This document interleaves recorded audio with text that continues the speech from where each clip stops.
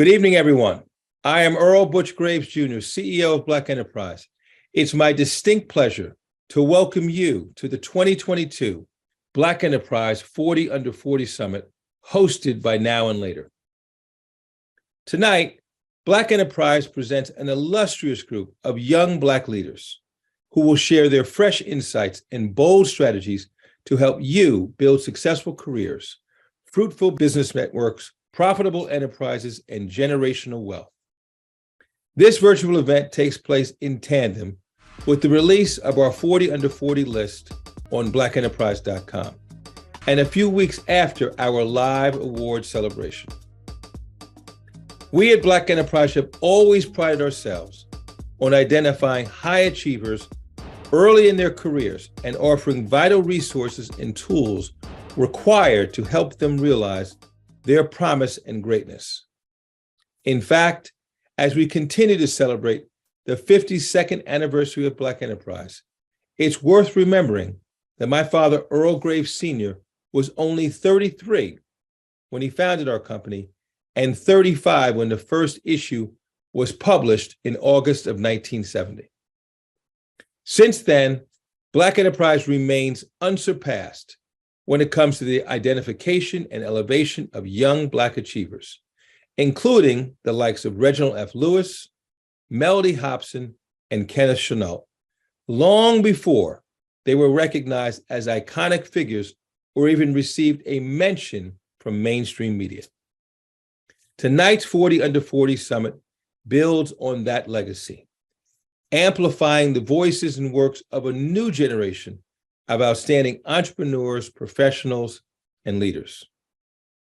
At this time, let me take a moment to acknowledge our partners, our host sponsor, Now and Later, our presenting sponsor, AWS, and our platinum sponsor, Walmart, for their important investment in both our live and virtual events. As CEO of Black Enterprise and the #1 Black digital media brand, it is my personal priority for me to uplift, encourage, empower, and celebrate the next generation of daring leaders. Before we begin our summit, let's hear from our partner from the Ferrara Candy Company, Andrea Millender, brand analyst, Now and Later. Andrea? Good evening, and thank you, Butch. My name is Andrea Millender, and I am thrilled to be here today on behalf of the Now and Later brand, which lives under the umbrella of Ferrara Candy Company, the #1 manufacturer of sugar candies. As a member of the Now and Later brand marketing team, I contribute to the development of Now and Later's short and long-term objectives to drive the brand's growth. I am thrilled to have been asked to kick off this event on behalf of Now and Later and Black Enterprise to support their mission as a wealth-building resource for African-American professionals and entrepreneurs. I want to congratulate Black Enterprise for tonight's virtual summit and thank you for continuing to create these spaces to empower, educate, and uplift Black professionals, creators, and influencers. Tonight is all about recognizing the voices of young Black leaders who are moving, shaking, and disrupting their industries and society at large. And it is such an honor to help kick off this event. Throughout this year, Now and Later has been working with Black Enterprise to recognize young changemakers. And we are a proud title sponsor of today's 40 Under 40 celebration. Now and Later is the long-lasting chewy candy that has been filling generations with its bold flavors, vibrant colors, and its unique hard to soft chew texture. It is our brand's purpose to recognize and celebrate individuals who live our brand values of hard work and making a difference, and especially these bold change makers within the Black community. Our brand's tagline is Recognize the True, and it's all about recognizing the traits that make someone a change maker. So what does TRUE stand for? It stands for champion, hustle, empower, and win. All traits that these 40 Under 40 honorees demonstrate. So this is Now and Later's first year partnering with Black Enterprise, and we are thrilled to be here today to help celebrate the honorees and recognize the contributions that you have made to your industries, to the African American community, and the world at large. So whether you call the brand Now and Later, or Now Later, or Now Later, just drop that ampersand. We are the brand that you bought at the penny candy store or the candy lady. Thank you, and let's have a great night. Congratulations to the 40 under 40. Now, it is my pleasure to introduce Black Enterprise own Deputy Digital Editor, Selena Hill. Over to you, Selena.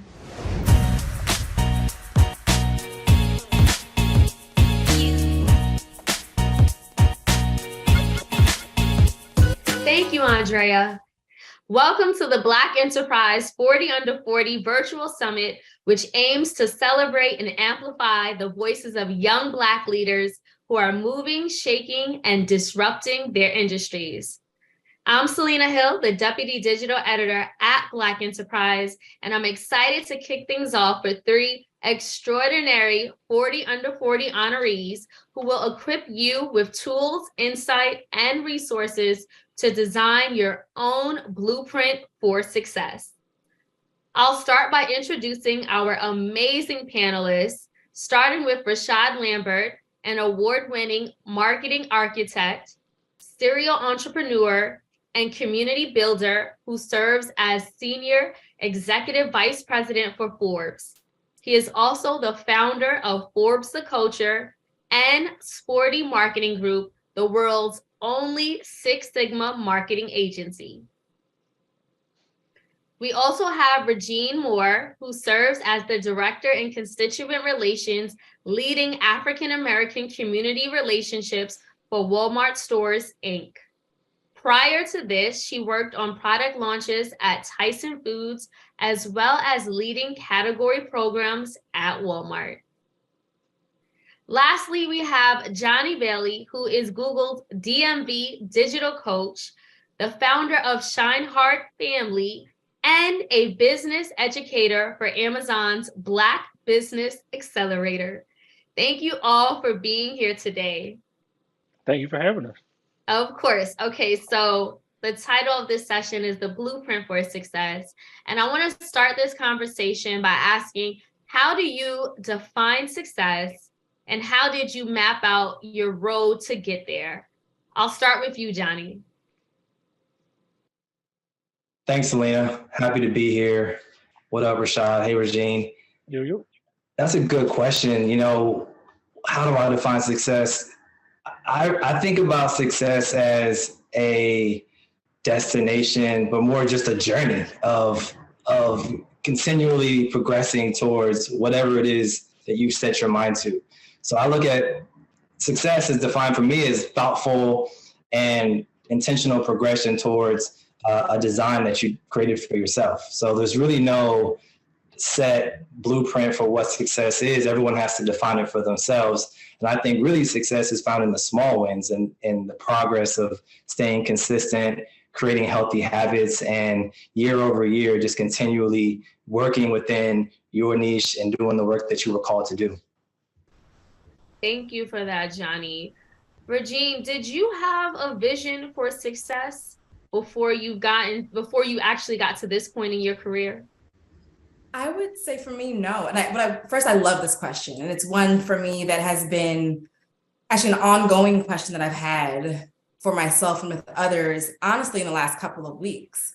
I think so often we define success for ourselves based upon the success of others. And I think that always gets us into this place of, oh, I'm not accomplished enough. Oh, I'm not where I'm supposed to be. And I think it creates challenges of understanding what success means to you. And I love what Johnny said, that it's a definition for yourself because your journey is unlike any others. Your success will be unlike any others. And it should be, because we're all individuals. And so where I am today is different than the blueprint I thought I had for myself 5 years ago, because in time things evolve and what I'm passionate about has evolved more. And a lot of that has been through the progression of who I am and what I've been doing.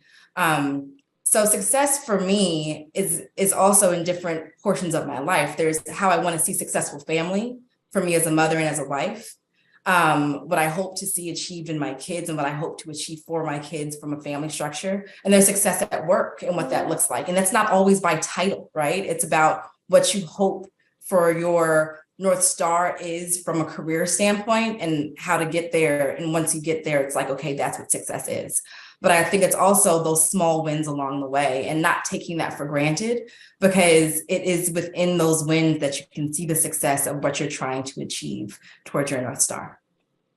I love that answer. Rashaad, you want to get your voice in there. How do you define success, or did you even have a vision for success? I also love this question, and I echo a lot of what my other panelists said. I just want to add, because they kind of nailed it, but the only thing that I would add is, I guess my vision of what success was based on my surroundings at the time. So what I saw as successful is what I strive to be, and how I would define it. I guess I would say, just in a quote, success is not, final, and failure is not fatal. And how I would define it is, a success is the sum total of all of the failures that you've had along the way. It is a journey, as Johnny said. So I don't see it as a destination. I wouldn't even necessarily call myself successful. I have had some successes, but there are still a lot of other things that I want to do and things that I'm trying to accomplish. So I'm on the road to success, or the road of success, I guess I would say. And I just say it's not final, because it's not once you've reached a destination, then you stop and then you're just in Successville. You're always going to be striving for that next thing, because once you achieve it, then you're trying to move on to the next thing and the next thing and the next thing. And as far as failure it's the same thing. Sometimes people reach failure, or they reach a roadblock and they stop instead of kind of moving past it. So I would define it in that way, and then I would also say that I've had a lot of bumps in the road and roadblocks along the way, but I kind of see them as hurdles. I kind of just jumped over them and kept going, and here all three of us are today because of that same reason. Love that answer as well.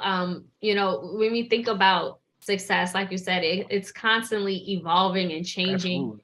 And one of the things you said, Rashaad, is that a lot of times we make our goals based on what we see, and exposure is so key in how we identify ourselves and how we define success in that journey. Johnny, I wanted to give you a chance to chime in before we move on, because success is just something that it's so all encompassing, right? Is there anything else that you would add to that? Well, I think you retire out when you die out. When you really have landed on what God has called you to do, you never really stop working. And I think for people who are trying something and they fail, I always say success is on the same track as failure. It's just a little bit further down the road. So you really got to just stay consistent. And so for me, being an athlete, being an only child raised by my grandmother in Petersburg, Virginia, similar to Rashaad's, I didn't necessarily have the role models, but I poured myself into sports. And what that really gave me is a mindset of perseverance. And sports is all about challenges and all about pushing yourself a little bit harder, going a little bit more than you believe yourself capable of going.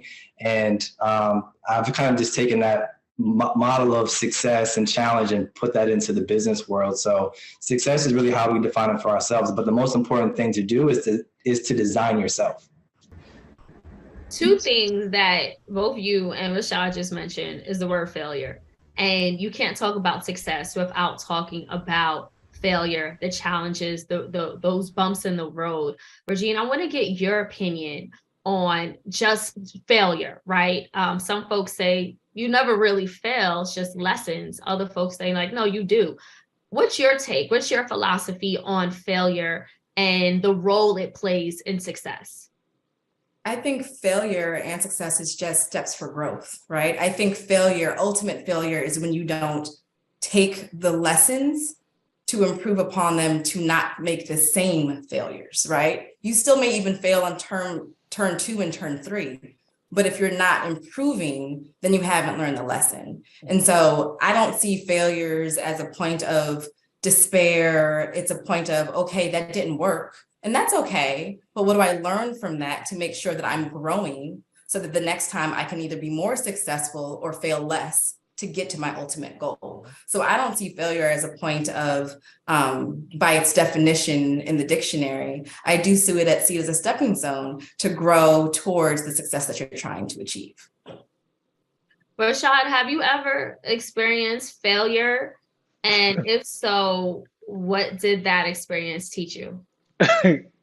Absolutely, yes. I have definitely experienced failure, many times. And you know, failure is defined by each person. So I guess it is like in the eye of the beholder, as they say with beauty, right? So what my definition of a failure may not be the same as what somebody else sees as a failure.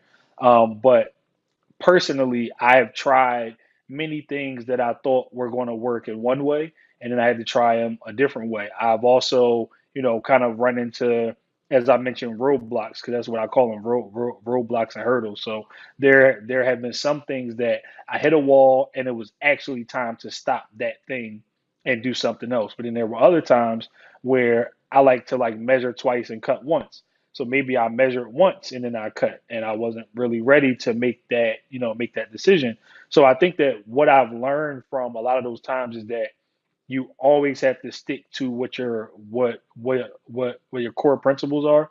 So if my core principle is to measure twice and cut once, and what I mean that metaphorically is that you really dig into the details and you kind of take a fine tooth comb through all of your plans and your decisions, and you really measure the risk and all of those sort of things prior to making any move. Sometimes people say that I talk really slow because I'm always thinking about what I want to say before I say it, so I don't misspeak or so I'm not misunderstood. Those are the sort of things that I try to take the room for error out of. So yeah, that would be the way that I would kind of look at that. Johnny, what failures have you experienced in your journey, and what lessons did you learn from that? Yeah, I look at failure a little bit differently because I don't know if I've ever really failed because I've never quit. Most of my failures have come in the form of rejection. And someone saying, no, you cannot get this job. No, we will not give you money. No, we will not be a partner. No, we will not give you this opportunity. And so for me, those are all failures, but also motivators to keep going. And sometimes rejection is really just redirection. And I look back on some of the rejection that I got, and I realized I wasn't ready for it. And as I have grown and evolved as a man and as a professional, it's okay, it's kind of laughable, some of the attempts that I was shooting, the shots that I was shooting, because I know at that time I felt like I was ready. But now I look back and say the rejection was just pushing me in another direction and giving me a little bit more time to continue to polish and to sharpen my saw. And so for me, it's really more about just not quitting. And the first step that we have to really define for ourselves is our why and our purpose. And once you have that, it's really easy to push through the rejection that we experience in life and business. And it takes a certain level of mental resiliency. And if you're not really deeply rooted in your why and your purpose and the work that you're doing, then it's easy to get thrown off. It's easy to get distracted or maybe just to throw in the towel altogether. But once you find that core calling for yourself, it's really more of I'm going to do this, and if you're either coming with me or you're not, you're going to see me at the top of the mountain or dead on the side, but I'm not coming back. I love that. Resiliency is such a key to success. So thank you for that, Johnny. Regine, Johnny talked about rejection, which is a part of everyone's journey, especially those who are highly ambitious and aiming to change the world.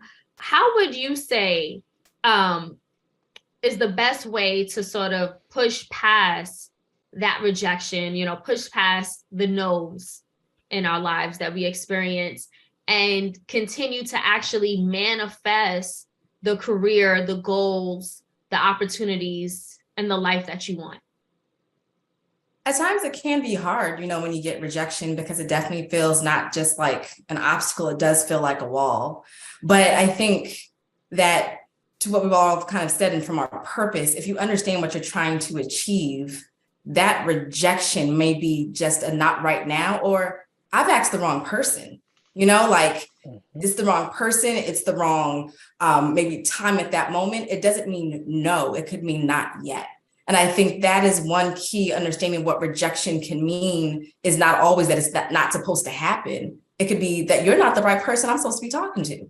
I need to go speak to someone else, and they understand the purpose of what I'm trying to achieve. They understand the brief. They understand the objective far more to get me where I need to go. And it may not just be one person. You may need a whole coalition of people to help you get there. And so don't let the 1, 2, or even 3 rejections tell you, okay, it's not the right path. I think so often we know for ourselves in our gut, right? And I think that's a trusting that we have to our gut, what we're supposed to do, what we're meant to do. And these rejections are just ways to, Johnny said, throw us off course. And once we understand that purpose of what we're trying to achieve, we can start to dismiss, learn maybe what they're trying to tell us as to why they may have rejected, but understand who else or what else we need to do to get us to that yes.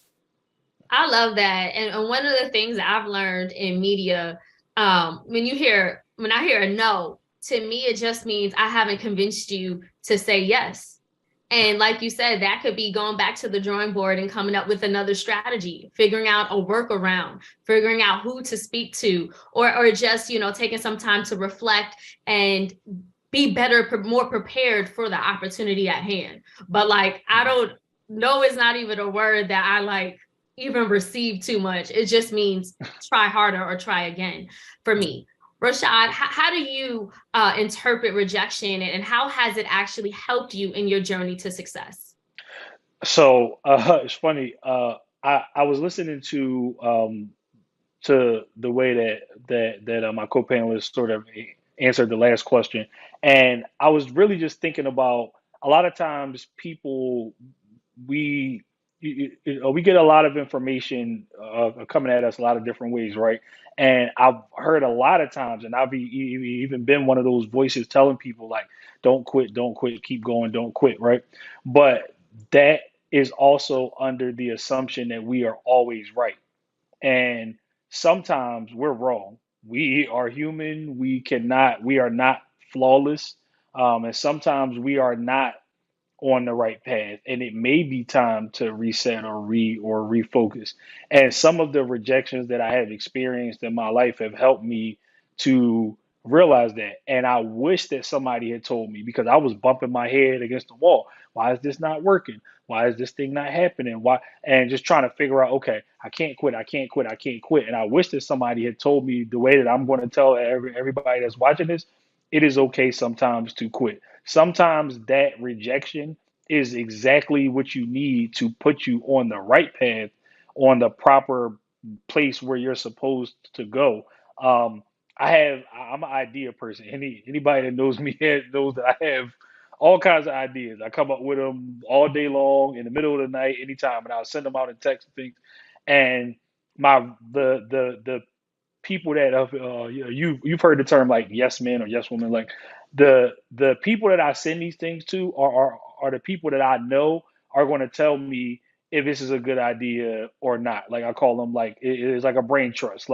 People who I know, it could be mentors, it could be my colleagues, it could be business partners, people whose opinion I trust enough to know if I'm not in the right direction, they're not just going to let me keep going that way, just not to upset me, or just because they think that is what a friend should do. I feel like sometimes we allow people to go down the wrong path because we don't want to say the uncomfortable or the unpopular or uncommon thing, which is, this may not be the best idea. This may not be and we can offer some constructive feedback, sometimes for a fee, but but in some instances, it's really just they may need to hear that no to push them towards the direction of the yes. Because in some of those rejections that I received, I thank God. I thank God every day that I've received some of those rejections, because I could be doing some stuff that I would not want to be doing right now. And I'll give an example since you asked. At one point, it's funny. Don't laugh at me, y'all. But at one point, I thought that it was in my best interest at that time to try to figure out how to become I'm a corrections officer. Now, anybody that knows me knows that is definitely not what I should be doing, right? The great jobs, great benefits, and all of that, but it's not for me. And when I got that rejection, I'm like, well, how didn't I get this? But now I look back at it and I'm like, man, I'm glad that I didn't get accepted into that. And I was really excited about it. I thought this would be something, okay, I can help some people, I'm like, but it kind of was like at that time I couldn't see it, but I needed the person on the other side of that to tell me no so that I could start to focus, okay, maybe I'll put a little bit more like effort into my business and maybe I'll just go in this direction instead of trying to go in this direction. And it helped, it really can help. No, I mean, that's a great point. Thank you, Rashaad. I think that, the way I interpreted that is sometimes a no or rejection is just God's way of putting you on the right path or moving you towards something greater. And like you said, sometimes we have to understand when it is time. I don't want to say quit because I just don't like that word. It's a little negative for me, but reframe, re-strategize, or figure something else out. So great points there. I do want to switch gears a little bit because we're already running out of time. Such a great conversation. Johnny, you mentioned how you played sports. You were actually a Hall of Fame high school athlete. You touched upon that earlier. What role does sports actually play in setting a foundation for success for you today? Well, it's all about mindset. For me, I ran track and field. I was a state champion, long jump, triple jumper in Virginia, got a scholarship to Hampton. Sports was like my one vehicle to a better station in life, because where I come from, a lot of folks don't make it out of Petersburg. So that was one blessing that God had granted me in the talent of athletics. But once I got to Hampton, it was D1 track and field. So, I'm running with some of the best athletes in the country. All of them are well decorated and successful in their own right, and we're all hyper competitive. So you put a person in that environment where everyone wants to be the best. It's a bunch of alpha males, and we're being pushed by our coaches to be better, to run faster, to run more sprints, to run more laps, to go a little bit harder. And you start to learn when you're running a 400 or you're running a 300 for the fourth time in a row, you want to quit. And your body is like, hell no. But your mind is like, I can't stop because my teammates ain't stopping. My coach is going to look at me crazy. So you just keep pushing yourself. And when you finish that practice, you feel dog tired, but you also just gain something really tenacious, something really powerful from those everyday practice where you're like, I wanted to quit, but I didn't. You prove to yourself that you can go way farther and way harder than you really believe you can. And so when you have that mentality for 4 years, running, cultivating, polishing up, and then you go into the real world, it's very, very difficult for me to feel defeated. It's very difficult for any rejection to stop me from keeping going, right? And so when I was getting all these rejections, again, I went through tons of rejections because they say the master has failed more times than the beginner has even tried.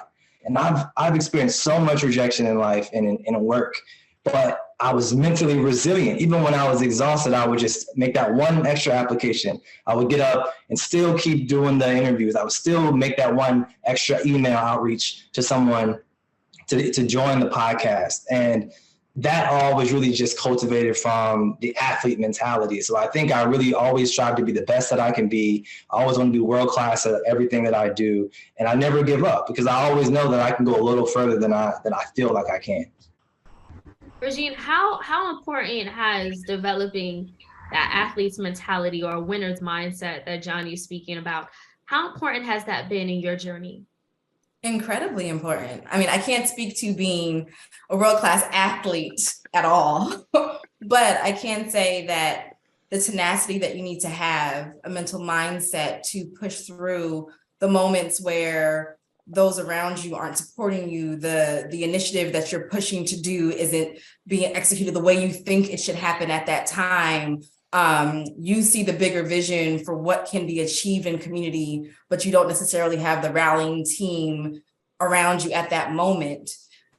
You have to have that mental mindset that this can happen and it will happen if I push through, is required. I feel like you can't get much done of great impact if you don't have the mental mindset to push forward. And so that athletic mindset is required in the workplace to achieve success. I don't think that many successful people can say they don't have the mindset of an athlete to push towards the brink of, I am tired, I'm exhausted, but I can't go to sleep yet. I still have to get X, Y, Z done. Like, stopping is not even an option, right? Stagnation is not an option. Like, you have to continue the 400 because there are people depending on you. You're depending on yourself. And I think it's the team, but then you also start to go, I know what I can do. And that mindset helps you get there.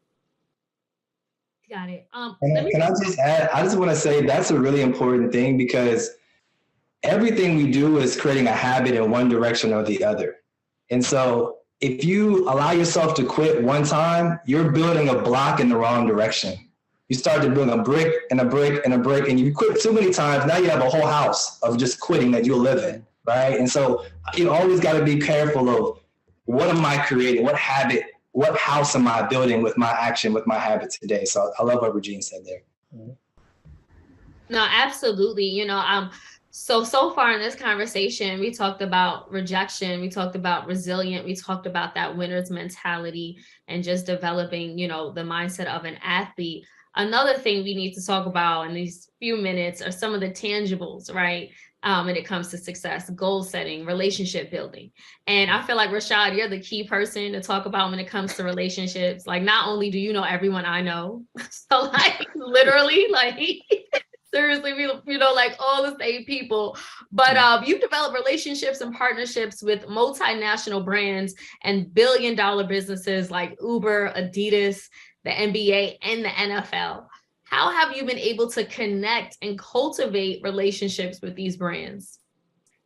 I guess I would say to oversimplify it, because it's really not this simple. I don't want to make it seem like this is this easy, but I treat everyone as an individual. A lot of times people template their relationships. So they treat this group of people this way, this group of people that way, this group of people this way. And I try to learn a person. And if we are connected just in business, then I try to figure out how they do business and what is the best way to like connect with them and to keep in touch and to like manage that like relationship, cultivate that relationship. If it's personal and business, like if we're a friend, I make sure that we kind of like separate the two, but that I nourish each one of those relationships so that neither one is sort of like left out. And I think that over the course of time has helped me to build up, my relationship, uh, uh, our relationship of like equity and, my Rolodex, as you mentioned, all those different people, but each one of those people may know me from a different point in my career or may know me from a different time in my life. And I manage that. I don't just one size fit all everybody. I make sure that, people that if you know me as one thing, then we still have that relationship. And just because I may not be in that particular space anymore, it doesn't mean that, that we're not still connected from that time period. That still means something. Also, another thing is that you don't. I'm a very direct person, so sometimes people say, "Oh, don't make small talk," get right to it, right? In that sense, but then sometimes those conversations, when you're dealing with high functioning people or people that are in certain positions or are entrepreneurs or have like really busy careers and busy schedules, like the people who we communicate with the most are the people who we work with. So something as simple as how are you doing? How are things? Like I ask people whenever I go into a a restaurant, before I order, the first thing I do is I ask the server what their name is and how their day is going. Because you never really understand how far that can go for someone who never gets asked that. And every day, at least three of the people that I ask tell me that I'm the first person to ask them that all day. And sometimes people say I'm the first person to ask them that probably ever, because we're so focused on ourselves, and we internalize a lot of things that we don't think about the world that's revolving around us. Like, whether we are a part of this or not, the world's going to keep spinning. So we have to make our presence felt. And I just try to do that in a positive way. So that's my strategy. Thank you for that, Rashaad. We do have to wrap this conversation, but before we do, if each of you in 30 seconds or less can talk about your secret to success, whether that's a book, a podcast, a affirmation, a ritual, what is your secret to success? We'll start with you, Regine. I don't know if it's a secret, but I'm going to speak a little bit to what Rashaad said, that a part of the reason why I know I've been or have had successes is the way you treat people, and having them understand that it's not about you. It's about me, as in you as in me. It's about the mission of what you're trying to achieve and how you work with people. My goal is to leave a room better than I left it. And that may not be the project at hand only, but also how people feel. And that for me has been a big part of my success, because I want throughout my journey for people to enjoy working with me, but also for them to see and grow themselves because they work with me. Johnny? Yeah, so that's a really interesting question. And I feel like there's so many philosophies and different mental models that I'll use to keep myself motivated throughout the years. But I think as a person personally who battled with imposter syndrome growing up, as a kind of token Black kid, went to a white high school, for me, it was two things. One, understanding my genealogy and my family tree had been a secret of me tapping into some of my unknown superpowers and education and entrepreneurship, but mostly just doing the work. I think, confidence doesn't come from just shouting affirmations in the mirror, but from actually creating a stack of undeniable results. And so for me, the way that I've eliminated self-doubt and has been really my secret to success is that I really roll back my sleeves and I do the work. I wasn't afraid to be seen starting from the bottom and to do it ugly. If some of you seen my earlier work, my ShineHard season 1 episodes, I'm embarrassed. Like, they're ugly and I was scrappy, but I kept going. I learned and I applied quickly. I got rejection and I just redirected and figured out another way to do what I was attempting to accomplish. So for me, it's like, I'm not afraid to do the work, and I just stay consistent year over year and try to do the best I can over time. And I think that has evolved into a really beautiful body of work. Rashaad, in 30 seconds or less, what is your secret to success? I will give it to you in even shorter than that. There is no secret to success. The only way that you will achieve success is by striving for success, is by continually focusing on the thing. And as Johnny said, doing the work. Like, there's no secret, there's no shortcut. I could give you a bunch of books that I read, but just because it helped me, it doesn't mean it's going to help you. You can only achieve success if you actually want it and you are striving for it and you focus on it. There it is. Thank you so much, Rashaad, Johnny, Regine. You guys are pillars in the community, leading examples when it comes to success. And I thank you so much for the insight that you poured on all of us.